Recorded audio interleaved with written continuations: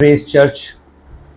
और प्रभु ने ये सौभाग्यशाली समय मुझे दिया और मैं बहुत खुश हूँ। आशा करता हूँ आप भी बहुत खुश होंगे जब मैं इस मंच पे आया हूँ। ये प्रभु ने सौभाग्यशाली समय दिया कि हम प्रभु के वचन में से कुछ अच्छा सीख सके। तो मैं आपके बीच में एक वचन पढ़ना चाहता हूँ और कलीसिया के एक इतिहास के बारे में आपको बताना चाहता हूँ और आशा करता हूँ इस वचन के द्वारा परमेश्वर आपको बहुत ही आशीष देंगे। तो आइए हम बाइबल के उस वचन की ओर चलते हैं और उसे हम पढ़ते हैं। तो आप भी मेरे साथ अपनी बाइबल को उठाकर पढ़ सकते हैं। पहला थिस्सलुनीकियों की किताब उसका 1 अध्याय और उसका 6 और 7 वचन। आइए मैं आपके लिए पढ़ता हूं, आप भी इस वचन को बाइबल में पढ़ सकते हैं।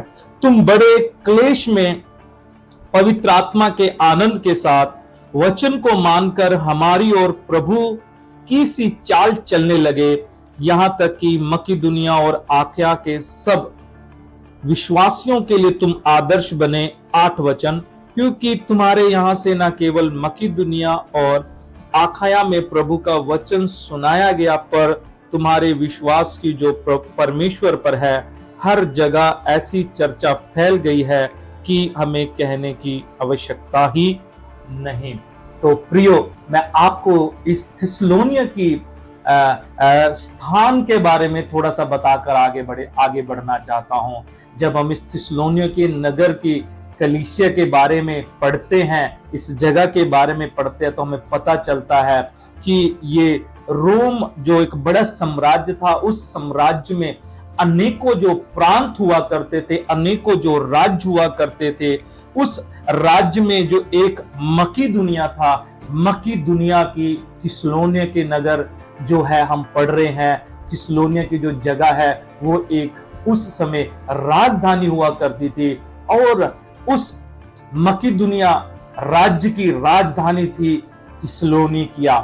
तो उस समय जब हम चेलों के इतिहास के बारे में पढ़ते हैं, प्रेरितों के काम 17 अध्याय में, वहां प्रियो में पता चलता है कि पौलुस ने अपनी तीसरी मिशनरी यात्रा में, सुसमाचार की यात्रा में यहां पर आया और पौलुस ने इस नगर में प्रभु के सुसमाचार का प्रचार किया। प्रभु का धन्यवाद हो।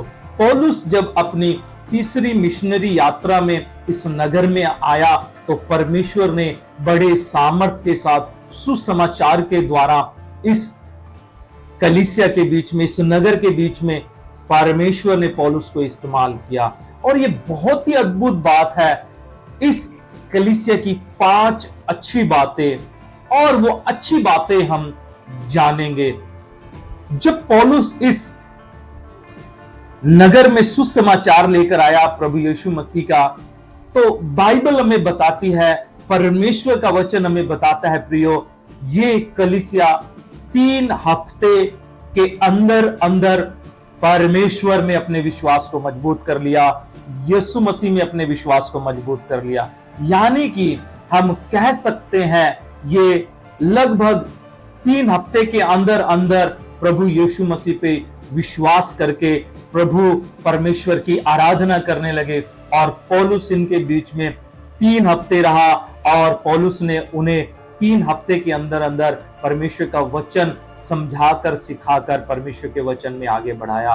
और पौलुस को परमेश्वर ने बड़े अद्भुत रीति के साथ, पवित्र आत्मा ने इस नगर में इस्तेमाल किया और यहाँ पर एक झुंड कलीसिया का तैयार हो गया। हमें वहां पर पता चलता है एक यासोन नाम का व्यक्ति था, जहां पर जब प्रभु का उस नगर में, थिस्सलुनीकियों के नगर में जब प्रभु का राज्य बढ़ने लगा, तो हमें पता चलता है यासोन जो था, उस घर में लोग जब इकट्ठा होते थे, वहां पर कुछ उस समय के यहूदी लोगों ने क्या किया, पौलुस के ऊपर और उस यासोन के घर पर चढ़ाए। मगर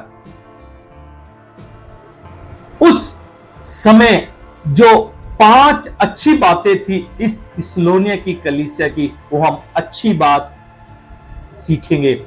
पहली बात जो है प्रियो, ध्यान देना, हमने पहला थिस्सलुनीकियों पहले अध्याय उसका 6, 7 और 8 पढ़ा, वहां लिखा है पौलुस उन्हें धन्यवाद देकर उत्साह करता है, इंकरेज करता है।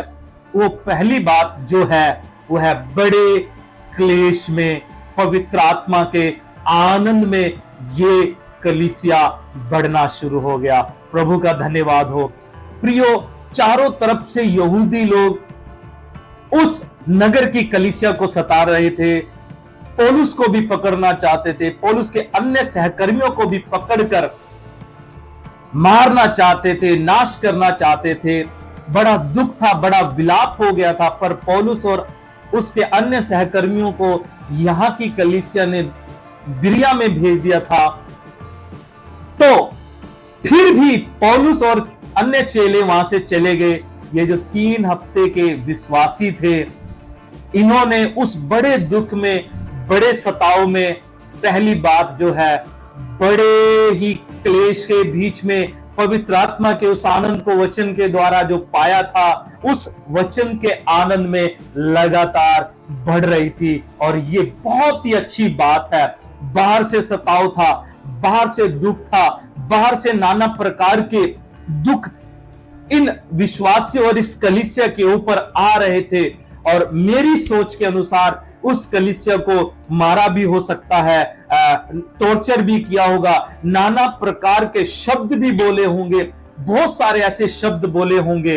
पर वो जब पवित्र आत्मा का आनंद वचन के द्वारा उनके अंदर आया था, उस आनंद को छोड़ और कोई भी आनंद उनके अंदर नहीं था, क्योंकि स्वयं पवित्र आत्मा उस आनंद में, वो क्लेश में तो थे, वो दुख में तो थे, वो सताव में तो थे, लेकिन वो पवित्र आत्मा के आनंद में बढ़ रहे थे। और ये पहली अच्छी बात है इस कलीसिया की। प्रभु के नाम को महिमा मिले। प्रियो, आइए हम लोग दूसरी बात देखते हैं। प्रभु का धन्यवाद हो।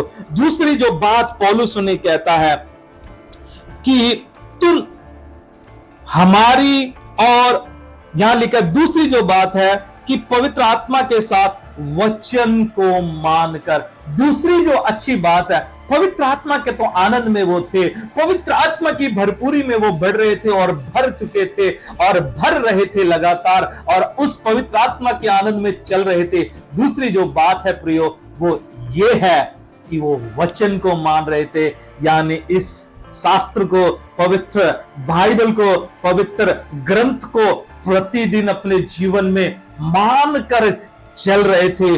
और वो अपने जीवन में, अपनी समस्याओं में, अपने सताव में, अपने दुखों में, अपने क्लेशों में वचन को छोड़ नहीं रहे थे, वचन को मान रहे थे। और ये इस थिस्सलुनीके की कलीसिया की बहुत ही अच्छी बात है, जो कि ये वचन को मान रही थी। प्रभु का धन्यवाद हो प्रियो, परमेश्वर के नाम को महिमा मिले प्रियो।